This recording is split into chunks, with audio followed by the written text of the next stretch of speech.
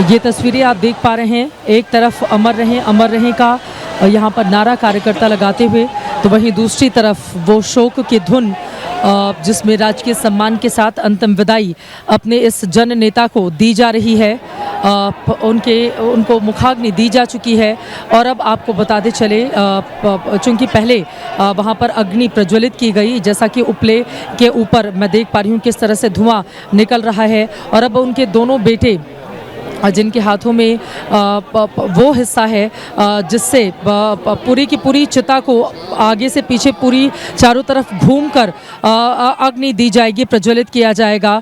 और यहाँ पर जो राजकीय सम्मान है उसके साथ अपने अंतिम नेता को विदाई दी जा रही है। दोनों ही बेटे तस्वीरों में मैं देख पा रही हूँ, वो दोनों ही मुखाग्नि देते हुए, पार्थ पवार और जय पवार, और ये अग्नि प्रज्वलित हो गई और एक एक करके अब जो चिता उनकी सजाई गई है वहाँ पर वो अग्नि देते हुए और पंचतत्व में विलीन होते हुए अजित पवार बारामती के विधायक, महाराष्ट्र के डिप्टी सीएम, 16 सालों में 6 बार उप मुख्यमंत्री की शपथ लेने वाले नेता, अपनी राजनीति में हमेशा लीक से हटकर चलने वाले एक ऐसे पुरोधा जिन्होंने किसी की नकल नहीं की बल्कि अपनी लकीर को खुद बड़ा करने के लिए हमेशा वो तत्पर रहे।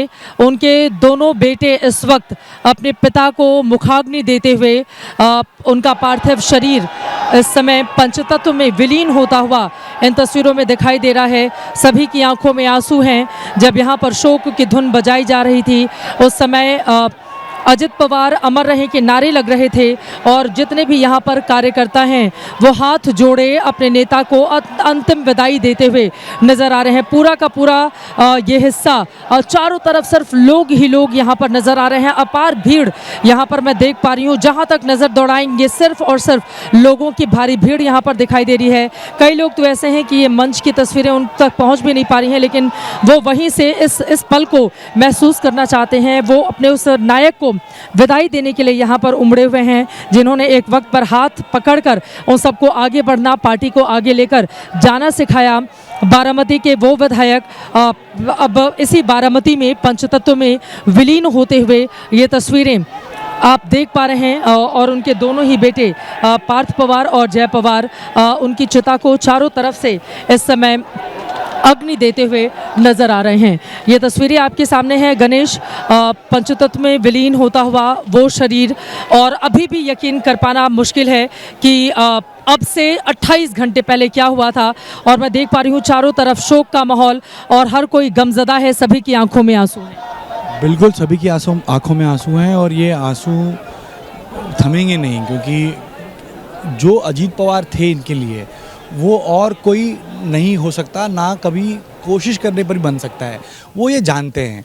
अब यही वजह है कि इतनी बड़ी भीड़ यहाँ पर आती है। देखिए, तमाम हम पिछले इतने साल से हम पत्रकारिता कर रहे हैं, इतने राजनेताओं के निधन की खबरें हमने कवर की, लेकिन इस तरह भीड़ आना, इस तरह बिना कोई मतलब या बिना कोई हम कह सकते हैं कि एक प्यार जिसे होता है, जिस प्यार के लिए यहाँ आना है, वो इसी तरह के राजनेताओं को मिलता है। और यहाँ पर हम देख सकते हैं बाला साहब ठाकरे का हमने देखा, विलासराव देशमुख के समय में मैंने देखा, चाहे वो जयललिता की बात करूँ वहाँ हमने देखा, गोपीनाथ मुंडे का हमने देखा। तो ऐसा इतना प्यार सिर्फ कम ही लोगों को मिलता है और ख़ासतौर पर राजनेताओं को मिलता है।